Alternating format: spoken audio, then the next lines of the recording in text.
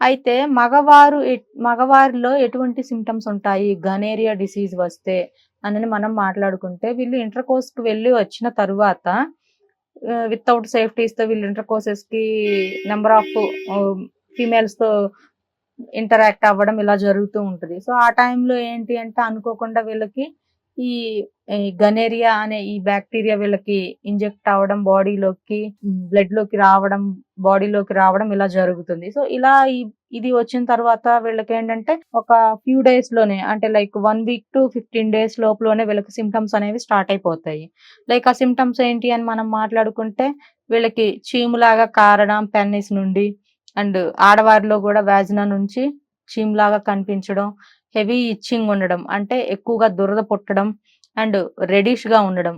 అంటే ఎర్రగా లైక్ దద్దుర్లులాగా కనిపించడం.